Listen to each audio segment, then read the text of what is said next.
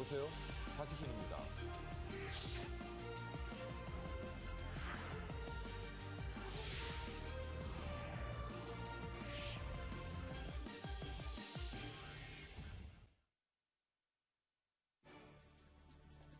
머니24 헤드라인입니다. 허리케인 샌디의 영향으로 이틀 동안 쉬었던 뉴욕 증시가 혼조세를 나타냈습니다. 유럽 증시는 지표 부진에 일제히 약세를 보였습니다. 유로존의 실업률이 다시 한번 사상 최고치를 경신했습니다. 미국 연방정부의 빚이 올해 연말에 법적 상한선에 도달할 것이라는 전망이 나왔습니다. 허리케인 샌디의 피해를 복구하는 데 수주일이 걸릴 것으로 보입니다. 원달러 환율이 1,080원대 진입을 눈앞에 두고 있습니다. 유럽중앙은행이 오늘 8일 열리는 금융통화정책회의에서 기준금리를 동결할 것으로 전망됐습니다.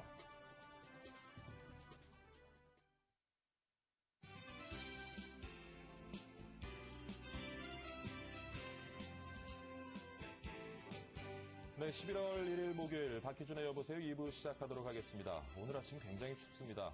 겨울 날씨인데요. 한동안 10도를 밑돌면서 쌀쌀하다고 하니까 지금 출근 준비하시는 분들 좀 따뜻한 옷차림 준비하셔야 될 것 같습니다. 박희준의 여보세요 2부 오늘부터 시청자 여러분의 전화를 받습니다. 어제 예고를 잠깐 해드렸는데요. 시청자의 건다라는 코너입니다. 평소에 궁금했던 문제 그리고 해결되지 않은 민원사항 어떤 것이든지 전화를 주십시오. 결혼하기 힘든 분도 환영합니다. 농담이고요. 시청자가 건다. 시청자 여러분의 여보세요. 라고 생각하시면 될 것 같고요. 전화 기다리겠습니다. 지금 아래 자막 나가고 있죠. 2000번에 4974에서 5번 두 대의 전화를 열어놓고 기다리겠습니다. 자, 여러분의 전화를 기다리면서요. 글로벌 마감 시장부터 살펴봅니다. 박지은 외신 캐스터가 준비하고 있습니다. 박지은 캐스터. 네, 시황센터입니다. 뉴욕 증시가 이틀간의 휴장을 마치고 재개장했습니다. 이번 주 첫 거래를 시작한 뉴욕 증시는 지지부진한 모습이었습니다. 장 초반에는 허리케인 샌디의 여파에도 불구하고 상승세 보이나 싶더니 이내 하락세로 돌아서면서 장중 내내 오르락내리락 등락을 거듭했습니다. 애플 등 주요 기업들이 부진하면서 악재로 작용이 됐습니다. 또 시카고 구매자관리협회 지수가 두 달 연속 위축세를 나타내면서 제조업 경기에 대해 우려를 낳았습니다. 자세하게 짚어보겠습니다. 다우지수 약보합권에서 13,096을 기록했고요. 나스닥 0.36% 밀리면서 2,977 기록했습니다. S&P 500 지수는 강보합권에서 1,412 기록했습니다. S&P 500 지수는 지난 10월 한 달 동안 1.9% 총 하락한 것으로 집계가 됐습니다. 네, 유럽 마감 상황 보시겠습니다. 그리스에 대한 우려감 그리고 기업들의 부진한 실적 때문에 증시가 약세를 보였습니다. 유로존 정부들이 그리스에 추가로 지출 삭감을 요구하면서 투자 심리가 위축된 것으로 보입니다. 또 세계 최대 제철업체 아르셀로미탈과 비지그룹의 실적이 실망스럽게 나오면서 악재로 작용했습니다. 자세하게 보시겠습니다. 영국 FTSE 지수 1% 넘게 크게 빠졌습니다. 5,782 기록했고요. 독일 닥스 지수 0.33% 내려가면서 7,260, 프랑스 까크 지수 0.87% 하락하면서 3,429로 장을 마감지었습니다. 어제 마감한 아시아 주요국 증시 살펴보겠습니다. 미국의 경제 지표가 호조를 보이면서 아시아 증시에도 좋은 영향을 끼쳤습니다. 또 한국의 산업 생산 지표도 힘을 보탠 것으로 보입니다. 중국 상해종합 증시는 등락을 거듭하다가 주요 은행들의 3분기 실적이 개선된 것으로 나오면서 오름세로 방향을 잡았습니다. 자세하게 짚어보겠습니다. 일본 니케이 지수 1% 가까이 오르면서 8,928 기록했습니다. 중국 상해종합 지수 역시 소폭 오르면서 2,068, 홍콩 항생지수 1% 213포인트 오르면서 21,600선에서 장을 마감지었습니다. 지금까지 시황센터였습니다. 네, 박지윤 외신께서 수고 많았습니다. 글로벌 마감 시장 지수 중심으로 살펴봤고요. 이번에는 머니국의 박상정 기자 연결해서 관련 내용 자세히 한번 분석해 보도록 하겠습니다. 박상정 기자. 네, 머니국입니다. 3거래일 만에 문을 연 뉴욕 증시가 소폭 하락세로 조용한 하루를 마감했습니다. 혼조세 나타냈는데요. 투자자들이 허리케인 샌디로 인한 피해 규모의 경계심을 드러내면서 거래량이 제한적인 모습이었습니다. 일부 전문가들은 샌디 피해액이 최대 500억 달러에 달할 것으로 전망하고 있고요. 약 50여 명의 사망자와 수백만 가구의 정전사치 등 피해를 남겼다고 분석하고 있습니다. 특히 이번 태풍은 엄청난 범위의 지역을 강타한 데다가 이들이 대부분 인구 밀집 지역이었던 만큼 샌디로 인한 피해액 전반을 측정하는데 일반적인 모델을 적용시키기 어렵다는 지적이 나오고 있습니다. 또 이날 발표된 경제 지표들도 시장 분위기를 끌어올리기에는 역부족이었는데요. 미 노동부에 따르면 지난 3분기 민간 부문 고용 비용 지수는 연율 기준으로 0.4% 성장하는 데 그치면서 취약한 고용 시장을 배경으로 임금 상승세가 저조한 상황임을 드러냈습니다. 이는 전문가 예상치였던 0.5% 상승에도 미치지 못하는 수준이었습니다. 미국 중서부 지역의 제조업 경기 흐름을 나타내는 시카고 PMI 제조업 지수도 시장 전망치를 하회하면서 2개월째 위축세를 보였습니다. 그러나 이 전문가 전망치인 51에 미치지 못하는 수준으로 2개월 연속해서 50을 하회하는 모습을 보였습니다. 동시에 미국 재무부는 미국의 정부 부채가 올해 연말 이전에 법정 한도에 도달할 것으로 예상된다고 밝혔습니다. 내년 초까지 연방정부 운영을 위한 차입을 지속할 수 있는 긴급 수단들을 갖고 있지만 올해 말 이전에 법정 한도에 도달한다면 상황이 조금 달라지는 거죠. 이 재정 절벽에 대한 우려가 확대되고 있는 상황인 만큼 부채 한도에 대한 이슈까지 겹쳐질 경우 위기 논란이 더욱 거세질 것으로 보입니다. 종목별로는 자동차와 이 가정용품 관련주 흐름이 좋았는데요. 호실적을 발표한 제너럴 모터스와 포드는 각각 9.22%와 7.44% 급등했습니다. 그리고 피해 복구와 관련해서 건축 자재 소매 업체인 홈디포와 이 로우스 같은 경우는 각각 2에서 3%대 올랐고요. 발전기 제조업체인 제너락이 17% 급등하면서 두드러진 모습 보였습니다. 상품 시장도 허리케인 샌디의 영향을 받았습니다. 초강력 허리케인 샌디로 인한 대규모 침수 피해와 정전 사태로 이 전력과 도로, 항만 등의 주요 기반 시설이 마비되면서 당분간 정상적인 원유 공급이 힘들 것이라는 우려 때문인데요.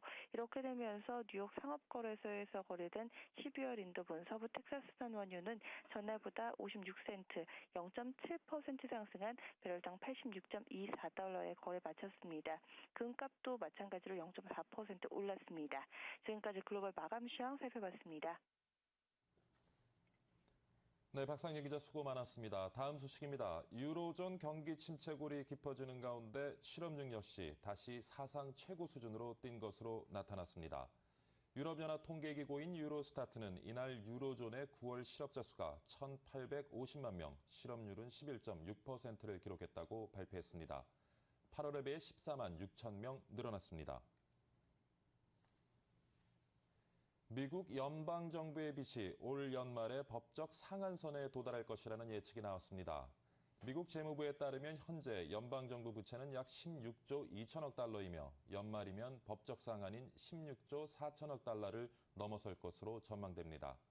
이에 따라 지난해 디폴트 위기까지 가져왔던 정치권의 부채 상한 증액 논쟁이 다음 달 대통령 선거 이후 다시 본격화될 것으로 보입니다.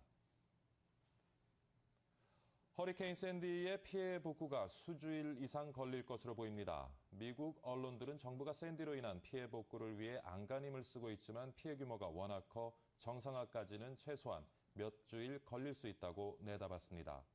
월스트리트 저널은 미국 동부 지역, 정전 지역에 수천 명의 복구반이 투입됐지만 피해가 광범위한 데다 인프라가 마비돼 전력 공급이 정상화되기까지는 일주일 이상 걸릴 것으로 전망했습니다.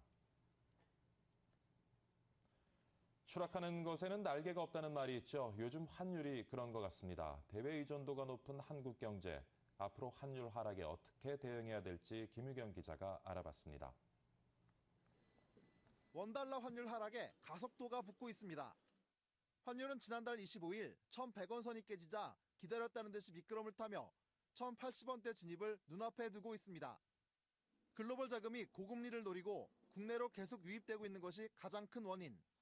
유로존 우려가 완화되면서 안전자산 소매 현상이 악화가 돼서 그 원화를 포함한 신흥국 통화가 강세로 간 결과인데요.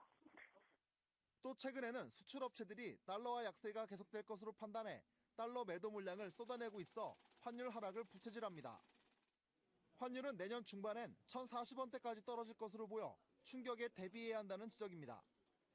환율 하락, 즉 원화가 강세를 보이면 수출 기업들의 가격 경쟁력 하락과 회계상 손실로 이어질 수 있습니다. 이에 정부는 투기성 매매 제한 등을 통한 환율 하락 속도를 낮추고 기업들은 비가격 부분의 경쟁력 제고에 나서야 한다는 조언입니다. 선물한 포지션 한도나 외환 건전성 부담금 그런 거시 건전성 정책으로도 대응을 할 수가 있죠.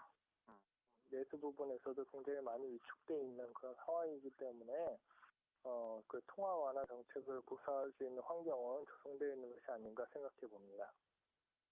환율 하락으로 나쁜 점만 있는 것은 아닙니다. 수입 물가가 떨어져 원자재 수입이 많은 기업이나 수입 업체들은 도움이 될 수 있습니다. 하지만 전체적으로 볼 때 지나친 하락은 득보다 실이 많다는 분석입니다. M머니 김유경입니다. 네, 유럽중앙은행 ECB가 오는 8일에 열리는 금융통화정책회의에서 기준금리를 동결할 것으로 전망됐습니다. 로이터 통신은 애널리스트들을 상대로 한 조사에서 대다수가 이같이 전망했다며 금리 동결 전망이 80%라고 밝혔습니다. 그러나 애널리스트들 대부분은 앞으로 몇 개월 안에 ECB가 경기 진작을 위해 금리를 0.5%로 낮출 것으로 내다봤습니다.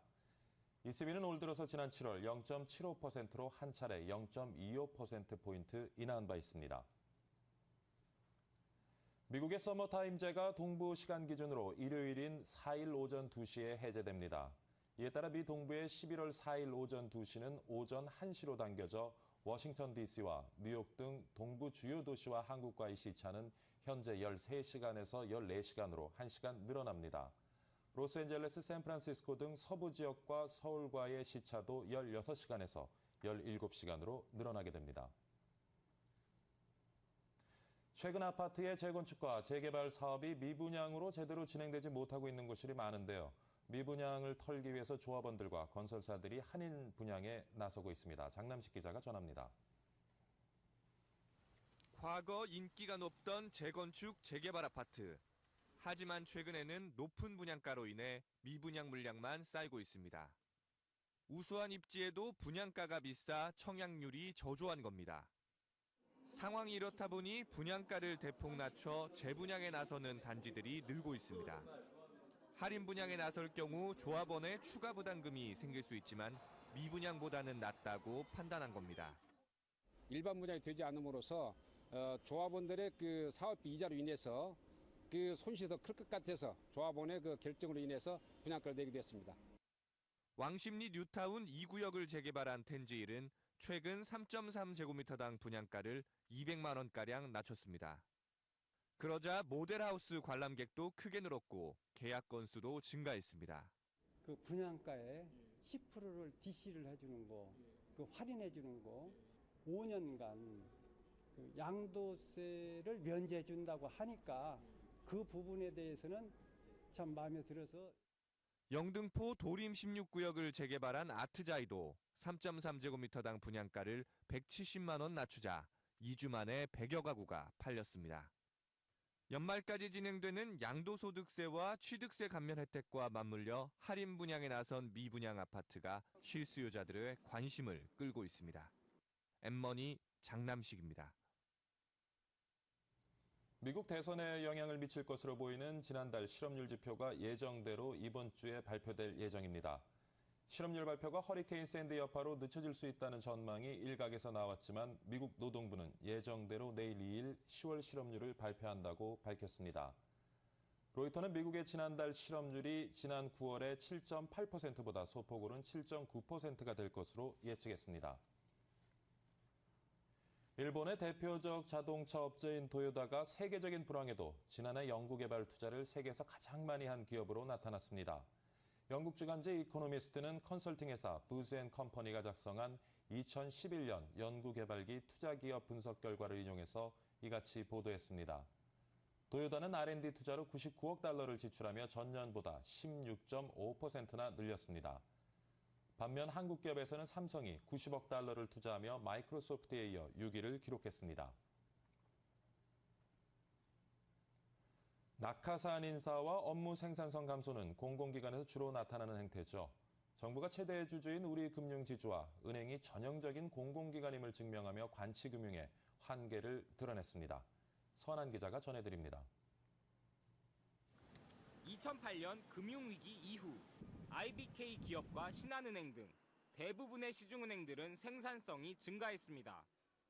그러나 공격적인 영업을 하고도 생산성이 줄어든 은행이 한 곳 있었습니다. 바로 우리은행입니다.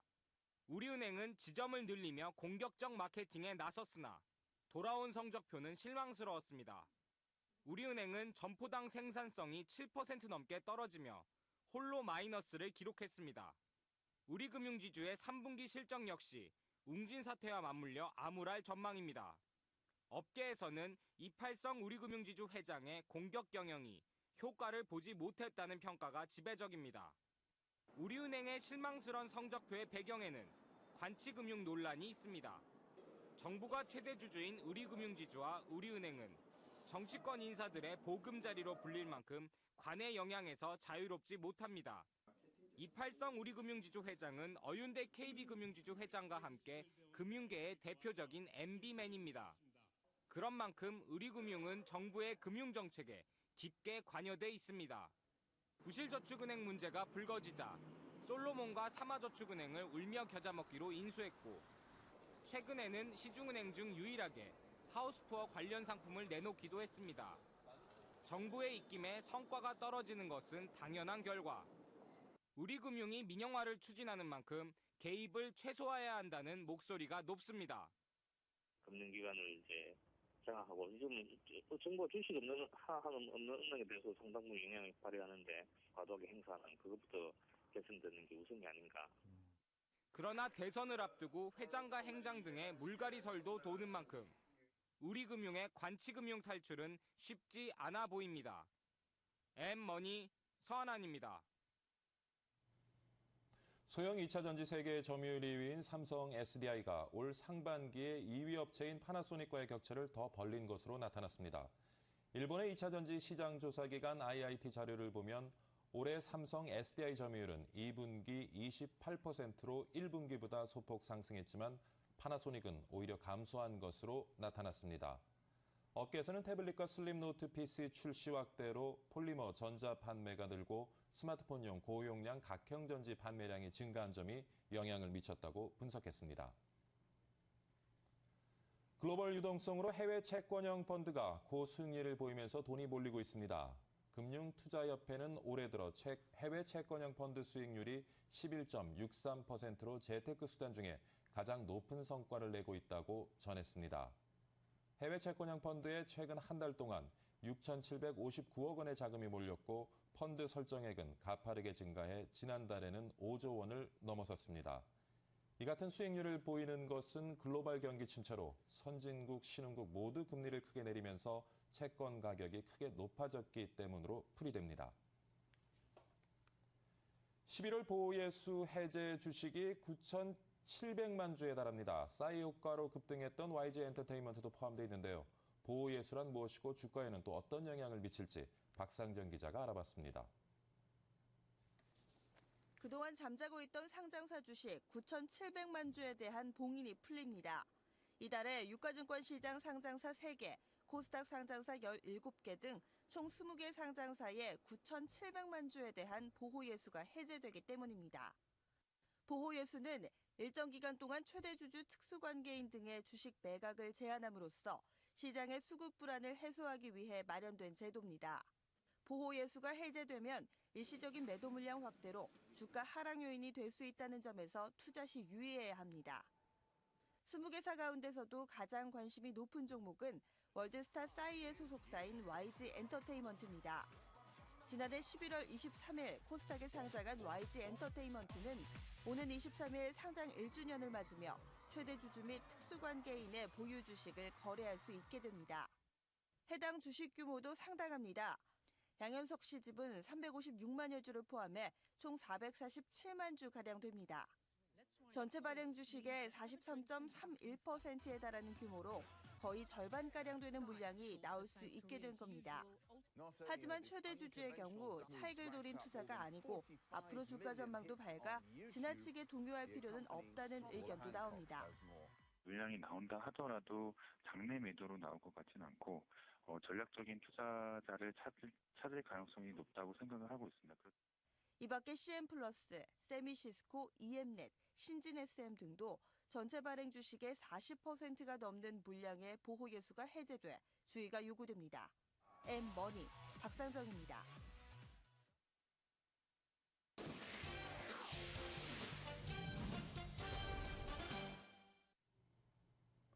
네, 집중 관찰 오늘의 종목 알아봅니다. 매시간 릴레이로 종목을 실시간 분석하고 있죠. 오늘 종목은 LG화학입니다. 관련해서 동양증권 박진희 차장 전화 연결해서 알아보도록 하겠습니다. 안녕하십니까, 차장님? 네, 안녕하세요. 네, LG화학 어떤 기업인지 좀 간단하게 설명해 주시죠. 네, LG화학 하면 여러분들이 너무나 다 잘 아실 텐데요. 석유화학 사업과 정보전자 사업을 같이 공유하는 화학회사가 되겠습니다. 기본적으로 화학 부분이 한 76% 정도요. 정보전자가 13% 정도, 그다음에 2차 전지 등 전지 부분이 한 10.5% 정도로 구성된 화학 전문 기업이라고 하겠습니다. 동사 같은 경우는 그동안 견조한 실적을 유지하면서 주가가 강한 상승세를 보여왔었는데요. 최근에 3분기 실적도 시장의 예상치를 충족시키면서 화학업종 중에서의 꾸준한 실적에 대한 기대감을 충족시키는 유일한 기업으로 보여지고 있는데요. 그럼에도 불구하고 4분기라든지 향후 업종 전체적인 경기에 대한 둔화 이런 부분들을 좀 반영하면서 주가가 그동안 많이 조정을 받았습니다. 단기적으로 바닥권에서 좀 반등을 하긴 했는데요. 전체적으로 주가는 예년에 비해서 꾸준한 실적을 내는 데 비해서 많이 낮아져 있는 상황입니다. 네, 그렇군요. 최근 주식시장에서는 어떤 흐름을 보이고 있습니까?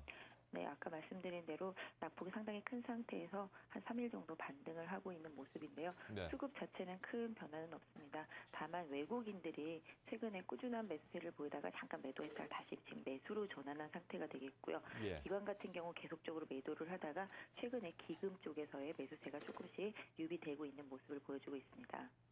자, 그렇다면 오늘장에서는 어떤 모습을 보이게 될지 그리고 우리 투자자들 또 어떤 전략으로 대응을 해야 될지 좀 살펴봐 주시죠. 네, 개인적으로 LG화학 같은 경우 30만 원 이하권은 상당히 좀 저가권이라고 생각을 하고 있습니다. 지난 6월에 26만 원대까지 한번 내려간 적은 있었습니다만은 그 이후로는 좀 시장의 등락함에 있어서 큰 변동성은 없었습니다.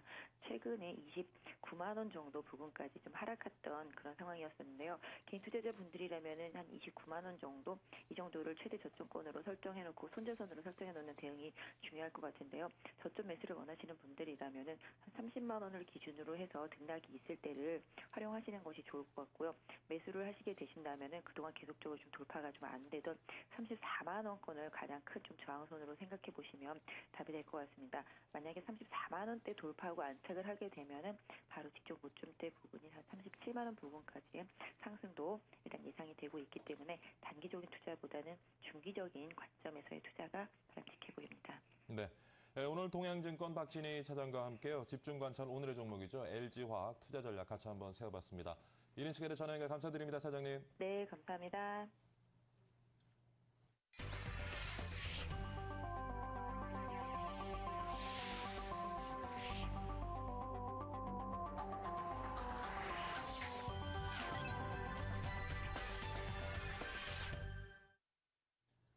자, 오늘의 이슈 분석하기 전에요. 다시 한번 예고해드리고 가겠습니다. 시청자가 건다. 여러분의 전화를 기다리겠습니다. 궁금한 문제, 민원사항 뭐든지 좋습니다. 요즘 답답한 일 많으시죠? 박희준의 여보세요에서 여러분의 이야기를 들어드리고 민원을 해결해드리도록 하겠습니다. 02-2000번에 4974에서 5번입니다. 전화 주시기 바랍니다. 자, 이제 오늘의 이슈 한번 살펴보겠습니다. 우리 경제 참 어렵죠? 특히 요즘에는 한일 문제로 수출이 곧 경쟁력이던 우리의 경제. 더욱더 사면초가에 빠지고 있는 것 같습니다. 가계부채, 기업부실, 정말 총체적인 난국이 아닐 수 없는데요. 기업들의 실적이 악화되면서 순식간에 부실 기업으로 전락하고 있는 곳이 많고요. 신용등급이 하락하는 국내 기업도 크게 늘어나고 있다고 합니다. 아침부터 좀 답답한 소식입니다만 무엇보다 심각한 것은 앞으로도 이런 추세는 좀 한동안 계속 이어질 것 같습니다. 과연 기업들이 이 어려움을 어떻게 탈출할 수 있을지, 대책은 없는지 살펴보는 시간 가져보도록 하겠습니다. LG경제연구원의 이한득 연구위원 스튜디오에 모셨습니다. 안녕하십니까, 연구원님. 네, 안녕하세요. 네, 이른 시간 출연 감사드립니다. 많이 춥죠? 예, 상당히 좋습니다. 예.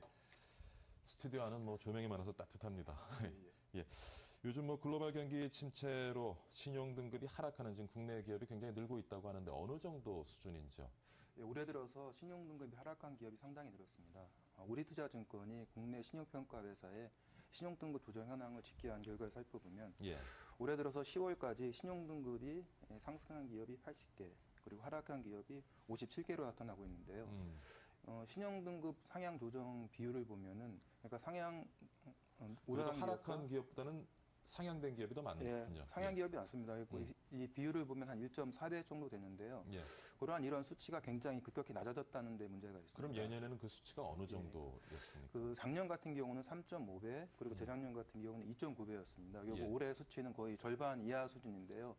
이렇게 수치가 낮아졌다는 것은 상향 조정된 기업도 많지만은 하향 조정된 기업이 과거에 비해서 상당히 늘었다는 것을 나타내고 있습니다. 사실 뭐 그 이제 상향 조정됐던가 하향 조정됐던가 기업의 수도 쓰겠지만 그 기업의 사실은 규모나 덩치도 또 결국 맞습니다. 말씀드리면 우리 경제에 미치는 영향 그걸 좀 따져봐야 될 것 같은데 좀 상향된 기업, 하향된 기업 어떤 업종인지 또 어떤 규모의 기업들이 좀 더 많이 상향되고 하향됐는지 그런 구분을 좀 살펴봐 주시죠. 그러니까 최근에 하향된 기업의 특징을 살펴보면 업황이 굉장히 악화된 기업이나 아니면은 외환위기 때 차입금 부담이 상당히 많았던 기업을 들 수가 있습니다.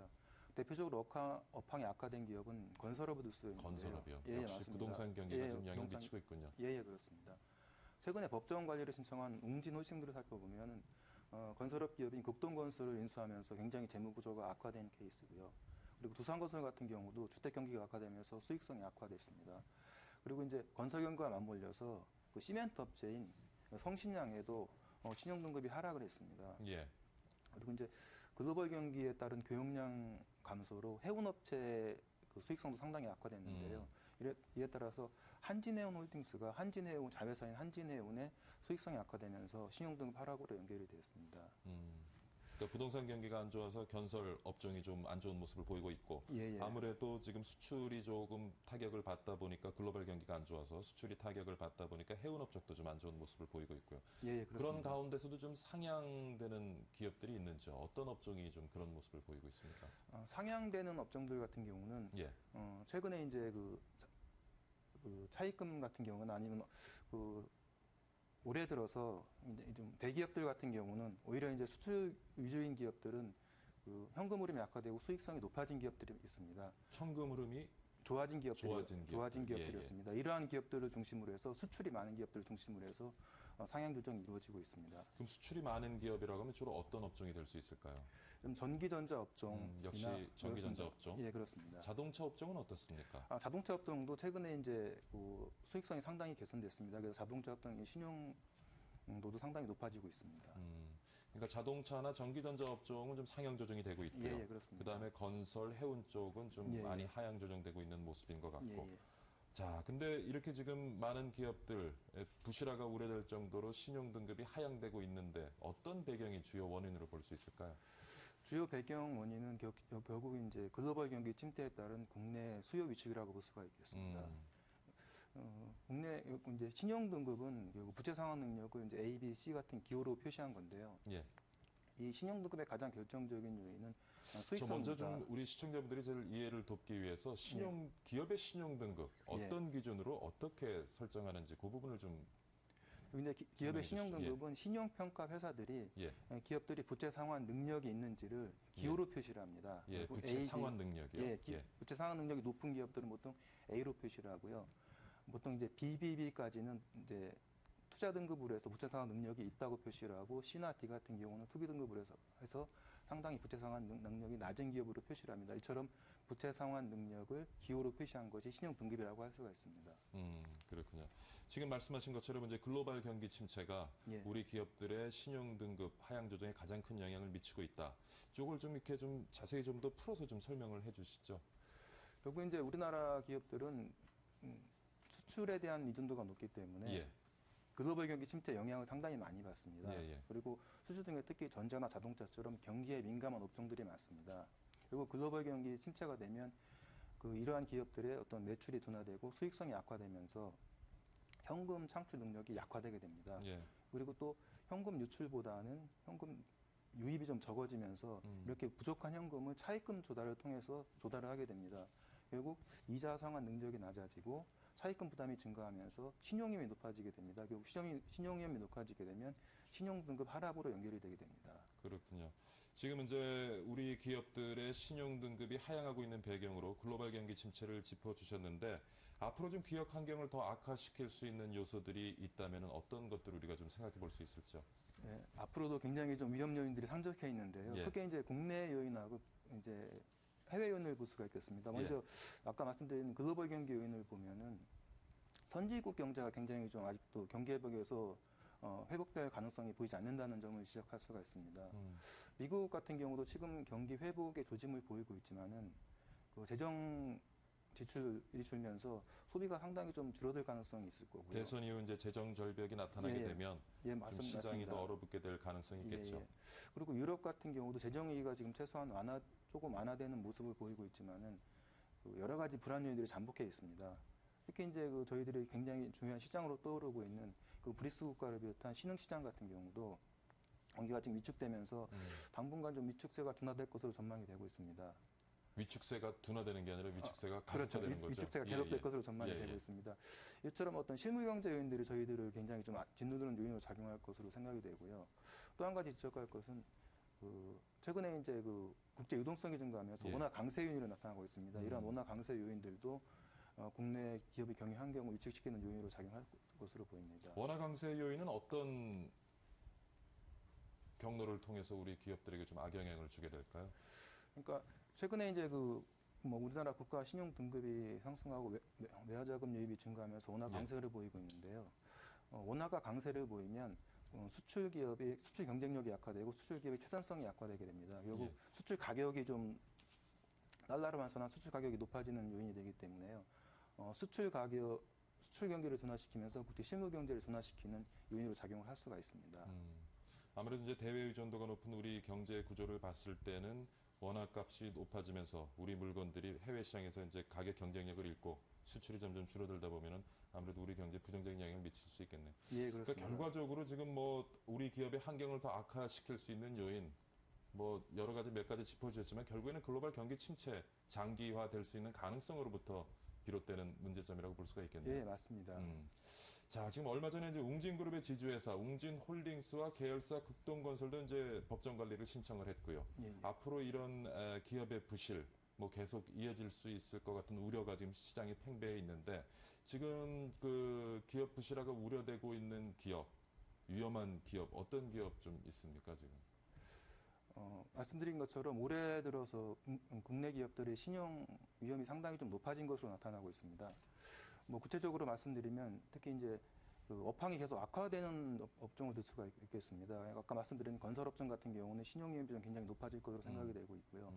특히 좀 전에 말씀드린 것처럼 원화 강세 때문에 수출 중심으로 하는 기업들의 어떤 신용 위험이 높아질 가능성이 있습니다. 물론 이러한 기업들은 아직도 수익성이 높기 때문에 신용 등급이 급격하게 하락될 가능성은 낮지만 그 신용 위험 자체는 높아질 가능성이 있을 것으로 전망이 되고 있습니다.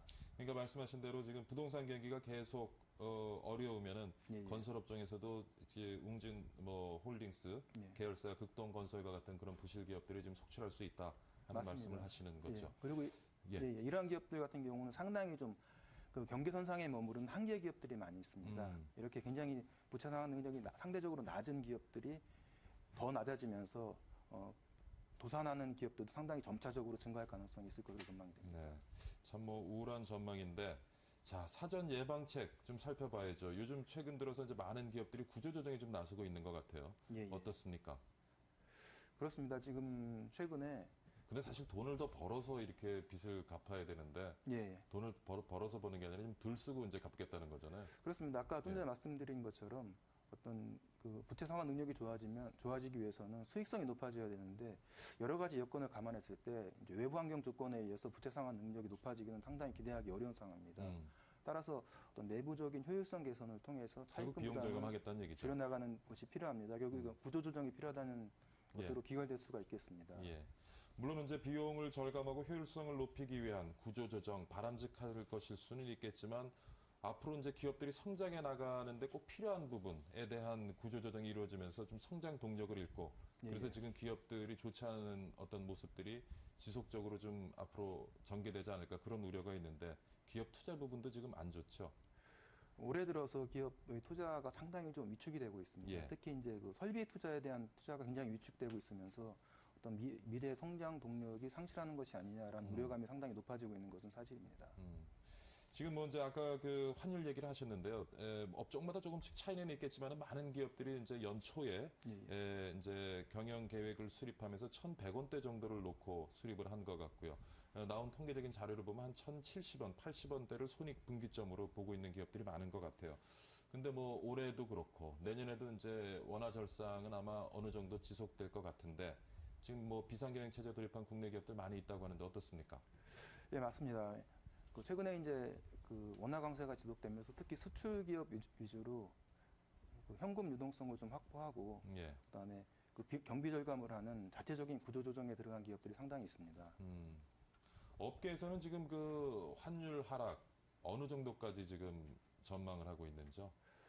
최근에 뭐 아까 좀 전에 사회자님께서 말씀하신 것처럼 보통 이제 1,000원대 중반 정도를 많이 예측을 하고 있는 것 같습니다. 그런데 이제 최근에 국제금융시장 동향이나 국내 금융시장을 살펴보면 유동성이 굉장히 증가하면서 해외 자금 유입이 굉장히 국내로 유입되는 자금이 굉장히 증가할 가능성이 있습니다. 그리고 우리나라 경상수지 흑자도 계속되고 있습니다. 따라서 당초 예상보다는 그 원화 강세가 상당히 장기간에 거쳐서 그 정도도 높게 진행될 것으로 생각되고 있어서 아마 내년에는 1,000원 이하로 떨어질 가능성도 전혀 배제할 수는 없는 상황인 것으로 보입니다. 그러면 이제 뭐 앞으로 내년에 그런 환율 관련해서 기업들이 또 비상 대책을 좀 수립을 해야 되겠군요. 자, 어려운 상황이 계속되고 있는데 조금 전에 이제 구조조정이라는 그런 이 위기에 대응하는 소극적인 방법에 대해서 우리가 얘기했는데 또 일부 기업들은 이러한 위기를 갖다가 기회를 살리는 기업들도 있는 것 같아요. 적극적인 M&A를 통해서 또 각 기업에 필요로 한 기능을 갖다가 인수합병한다는가 하는 부분이 있는데 그 부분 요즘 최근 어떻게 진행되고 있는지 좀 살펴봐 주시죠. 최근에 보면 기업 가치가 하락했기 때문에 인수합병에는 상당히 좋은 기회가 나타나고 있습니다. 예. 네, 맞습니다. 외국 자본도 지금 많이 유입이 되고 있고요. 그런데 이제 무리하게 인수합병을 추진하게 되면 기업이 재무 구조를 악화시키는 요인으로 작용을 할 수가 있습니다. 최근에 이제 웅진홀딩스가 나타나는 것처럼 그 승자의 저주라고 표현되는 것처럼 그 인수합병을 한 후에 어려움을 겪는 기업이 상당히 많이 있습니다. 그래서 특히 이제 경기가 불확실할 경우에는 그 환경 변화에 대한 대응 능력을 높여나가야 되는데 이것의 요체는 재무 건전성이 좋은 것입니다. 그래서 그 인수합병을 할 때에는 상당히 좀 재무 구조가 건실하거나 현금을 많이 보유하고 있는 기업들은 그것을 활용해서 이 좋은 기회를 활용할 수도 있을 것으로 생각이 됩니다. 근데 이제 최근과 같이 경기가 불확실하고 그 경기가 부진할 것으로 굉장히 예측되는 시기에는 그 재무 구조를 좀 안정하는 게 바람직할 것으로 생각됩니다. 그래서 그 현금 흐름이 굉장히 많거나 그런 기업들은 어느 정도 이제 M&A를 활용할 방법을 생각해 볼 수도 있겠는데, 저희 개인적인 생각으로는 최근과 같은 상황에서는 뭐 지식이나 아니면 기술, 아니면 특허 같은 핵심 역량을 보유할 수 있는 기업을 대상으로 해서 현금을 가지고 있는 범위 내거나 아니면 재무 건전성을 유지할 수 있는 한도 내에서 핵심 역량을 보유하는 방향으로 아주 신중하면서도 조심스럽게 인수합병에 접근할 필요가 있을 것으로 생각됩니다. 오히려 사업을 다각화하는 것보다 핵심 역량에 집중을 하고 그 외의 것들은 구조조정을 하고 핵심 역량에 도움이 되는 것, 핵심 역량 강화에 도움이 되는 것들은 인수합병을 통해서 기능을 사들이는 것도 좋은 방법일 수 있다는 말씀이 하신 것 같고요. 지금 사실 이제 기업들이 결국 빚 갚는 문제인데 신용 등급이라는 것도요. 근데 이렇게 빚을 제대로 못 갚게 되면 앞으로 이게 뭐 기업 문제뿐만이 아니라 금융 부실로 이어지면서 우리 사회 경제 전반에 큰 파급 효과를 미칠 수도 있을 것 같은데 그 부분은 어떻게 보시는지요? 네, 맞습니다. 이제 가장 우려되는 부분이 기업 부실이 금융 부실로 연결된다는 점인데요. 결국 이제 그 금융 부실이 연결되면 그 실물 경제에 대한 신용 공급이 축소되면서 굉장히 실물 경제를 위축시킬 가능성이 있습니다. 먼저 이제 그 기업 부실이 되면은 기업에 대한 대출을 줄일 수가 있습니다. 이렇게 되면 결국 이제 투자 부진으로 연결될 수가 있고요.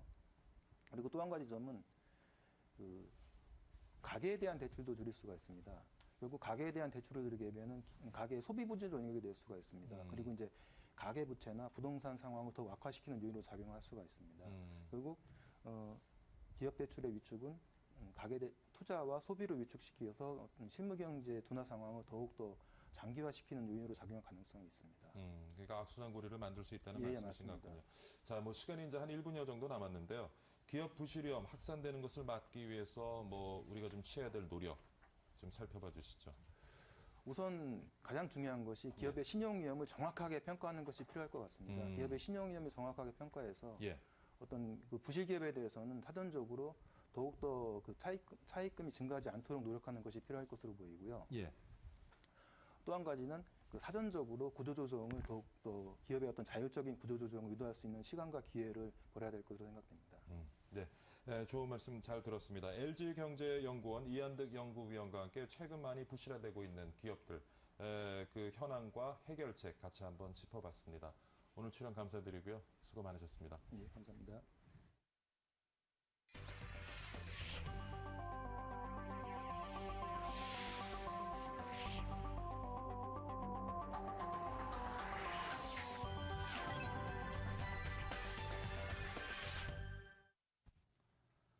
네, 최근 수도권 주택 가격이 하락하고 하우스푸어 등 가계부채 증가 문제로 심각한 사회적 이슈로 떠오르면서 우리나라 주택시장이 장기 침체 구조로 진입했다는 주장이 일각에서 지금 제기되고 있습니다. 하지만 어제 주택산업연구원에서 밝히길 국내 주택시장이 일본식 장기 침체로 이어질 가능성은 매우 낮다라고 했는데요. 오늘 이 내용에 대해서 좀 집중 분석해 보도록 하겠습니다. 주택산업연구원 김찬호 연구위원 전화 연결해 보도록 하겠습니다. 안녕하십니까, 연구위원님. 네, 안녕하십니까. 네, 이른 시간 전화 연결 감사드리고요. 향후 주택 시장이 일본과 같은 장기 침체 구조로 진입할 가능성이 매우 낮다라고 주장을 하셨는데 현재 국내 부동산 시장 어떤 상태인지 좀 진단을 해주시죠. 네, 최근 국내 주택 시장을 보면은 이제 가장 큰 특징이 지방 시장이 호조를 보인 반면에 이제 서울 수도권 시장은 침체가 지속되는 양극화 현상을 보였다는 점입니다. 예. 그 지방 같은 경우에는 2005년경부터 조정 과정에 들어갔는데요. 서울 수도권은 이제 그보다 약 3년 뒤인 2008년경에 조정 과정에 진입했습니다. 최근에 나타나는 그 수도권 양극화 현상을 보면은 역시 주택 시장이 아직 그 사이클 상에서 움직이고 있다고 이렇게 판단이 되고요. 수도권 시장도 한 약 5년 정도 지금 조정 과정을 거친 상태인데 그래서 어느 정도 바닥권이 형성됐다고 판단하고 있습니다. 근데 그럼에도 불구하고 지금 이제 회복세로 전환되지 못하고 있는 이제 이유는 세계 경제 악화라든지 유가 상승 이런 요인 때문에 지금 가계 실질 소득이 감소했거든요. 그래서 그런 것들이 소비 심리를 이제 극도로 위축시키면서 회복을 지연시키고 있는 이유라고 보고 있습니다. 네, 조금 전에 말씀 중에요, 연구위원님, 그 부동산 사이클, 부동산 주기를 얘기를 하셨는데 지금까지 부동산 시장을 살펴봤을 때 뭐 잡혀지는 어떤 주기의 그런 패턴이 있는지요? 네, 저희가 보통 이제 경제 여건하고도 상당히 연동돼서 움직이는 경우가 큰데, 과거에 보면은 뭐 90년대부터 2000년대까지 쭉 오면서 보면은 일정한 한 10년 주기설도 있습니다. 그런 사이클상에서 이제 움직인다는 것이죠. 10년 주기설이라고 보면은 아까 말씀하신 것처럼 수도권 같은 경우는 이제 2008년에 조정기에 들어갔다고 하면 아직도 바닥을 치고 올라가기엔 조금 아니죠. 보통 이제 호황기가 한 5년 정도, 조정기가 한 5년 정도 이런 식으로 다 주기를 갖고 움직여서 한 10년 정도 주기를 보는 경우. 이제 과거 70년, 60년대, 70년대, 80년대 쭉 과정을 보면 이제 그런 주기가 있었다고 이렇게 얘기를 하고 있습니다. 네, 과거에 그런 부동산 주기가 보여준 패턴을 보면은 이제는 좀 치고 올라갈 변곡점을 만들 그런 좀 시점이 아닌가 싶기도 한데요. 네. 그래서 이제 지방 같은 경우 보면은 2005년경에 이제 조정 과정에 들어갔다가 2010년 정도부터 회복세로 진입을 했거든요. 이제 서울 수도권 같은 경우는 2008년부터 조정 과정에 들어갔기 때문에 이제 2012년, 13년 시점이 어느 정도 바닥권이 형성되는 시점이라고 이렇게 판단을 하는 겁니다.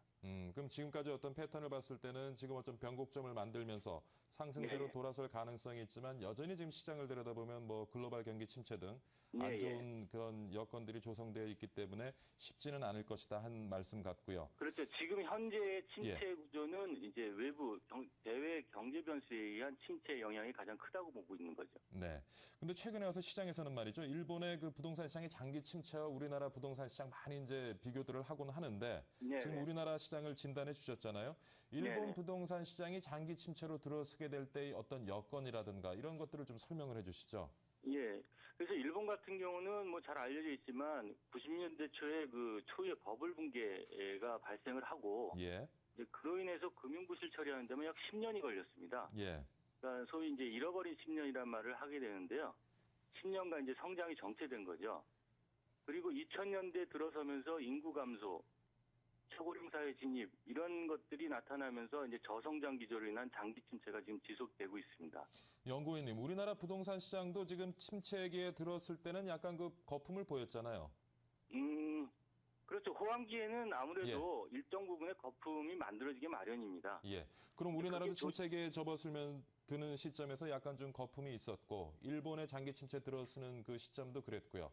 그다음에 뭐 조금 전에 말씀하신 것처럼 어떤 인구 고령화라든가 인구 감소라든가 이런 부분은 사실 좀 일본과 우리나라와 좀 여건이 비슷한 것 같은데 어떤 논리 때문에 우리가 장기 침체로 가지 않을 것이라고 보시는 것인지요? 예, 이제 가장 큰 핵심은 이 버블이라는 것이 붕괴가 되면서 금융부실, 금융위기로 이어지느냐 문제인데 저희 같은 경우는 사실 2008년부터 조정기간이 지나서 지금 5년이 됐습니다. 근데 사실 가격 하락폭을 보면은 그게 이제 버블 붕괴 또는 이제 그것이 금융부실로 이어지는 그런 문제로 진행된 것은 아니거든요. 그렇기 때문에 뭐 일본과 또는 미국 서브프라임 모기지 사태 이런 것들하고는 근본적으로 다르다고 보고 있습니다. 네. 자, 그러면 이제 국내 주택 시장 장기 침체 가능성은 낮다고 보시는데 뭐 어떠한 이유에서 또 그렇게 보시는지요? 일단 아까도 말씀드렸지만 침체의 근본적인 원인이 현재 이제 대외 경제 변수, 그러니까 세계 경제가 악화되면서 국내 경기 침체라는 영향을 받게 된 거고요. 원자재 가격 상승 등 이런 것들이 지금 가계 실질 소득을 감소시키면서 이런 소비를 위축시키는, 그러니까 결국 대외적인 변수에 의해서 영향을 받고 있는 거고요. 일본과 같이 그런 버블 붕괴 후유증이라든지 인구 감소, 초고령 사회 진입 이런 내부적 요인 때문에 발생하는 침체 구조하고는 근본적으로 다르다고 보는 겁니다. 그러니까 일본의 장기 침체는 내부적인 데 요인을 찾을 수가 있었고 우리가 지금 침체기를 맞고 있는 건 내부적인 요인보다는 외부적인 요인에 더 영향을 받고 있기 때문에 분명히 분리해서 생각해야 될 것이다 하는 말씀을. 그래서 우리도 그 세계 경제가 회복되면은 국내 경기도 조금씩 회복이 되고 그것이 수도권 주택 시장에도 빠르게 회복돼 이제 그런 상황으로 갈 거라고 보는 거죠. 네. 지금 사실 이제 금년 들어서 제가 기억하기에는 17차례 부동산 시장 활성화를 위한 대책이 발표가 됐고요. 그런 대책들이 근데 우리가 기대했던 만큼의 어떤 시장 활성화는 지금 만들어내지 못하고 있죠. 어떻게 보시는지요? 그러니까 뭐 아까 주택시장 사이클 말씀드렸는데 이제 호황기가 있으면은 조정 기간이 필요합니다. 그래서 그 조정 기간 안에서 뭐 정부가 무리하게 부양책을 쓰거나 하면은 이제 문제가 발생하게 됐죠. 근데 정부가 사실 그러한 문제 때문에 지금까지 상당히 이제 조심스럽게 완화 대책을 써왔던 게 사실이고요. 그런데 이제 지금의 침체 구조 문제는 아까도 말씀드렸지만 이제 세계 경제 악화 같은 외부 요인 때문에 발생하고 있는 거기 때문에 아무리 대책을 쏟아내더라도 효과가 나타나기 어렵습니다. 쉽게 이제 우리가 컨트롤할 수 없는 근본적인 그 원인이 따로 있다는 것이죠. 그렇군요. 자, 우리가 지금 일본 부동산 경기 침체와 지금 비교를 해가면서 얘기를 해봤는데 미국 시장과 좀 한번 비교를 해봐 주시죠. 네, 뭐 사실은 이제 일본을 자주 우리가 보게 되는 거는 여러 가지 이제 경제 성장 과정이라든지 뭐 가용 토지가 이제 낮고 인구 밀도가 높은 뭐 이런 여러 가지 주택 시장에 영향을 미치는 주요 변수들이 매우 유사하기 때문에 보는 거고요. 사실 미국의 그 이제 참고하라는 것은 일본 서브 프라임 모기지 사태 발생으로 인해서 그런 이제 버블 붕괴가 되면은 장기간 심각한 후유증을 겪게 된다 이런 내용이라고 봅니다. 그래서 우리가 이제 2000년대 주택 가격 상승이 사실은 저금리 하에서 유동성 증거에는 버블이었다. 유사한 버블이었다고 이렇게 전제를 할 때에는 상당히 미국을 참고할 수는 있을 것 같습니다. 연구위원님 말씀 잘 들었고요. 그러면 부동산 침체기 뭐 외부적인 요건만 좀 개선된다면 반등할 것이다라고 보시는 것이죠? 네, 그렇습니다. 오늘 시간이 부족해서 여기서 이만 줄이겠습니다. 알겠습니다. 오늘 주택산업연구원의 김찬호 연구위원과 함께요. 요즘 최근 논란이 되고 있는 우리 부동산 시장 장기 침체 될 것인가 아닌가 문제에 대해서 좀 의견 나눠봤습니다. 오늘 이 시간 전화 연결 감사드립니다. 네, 감사합니다.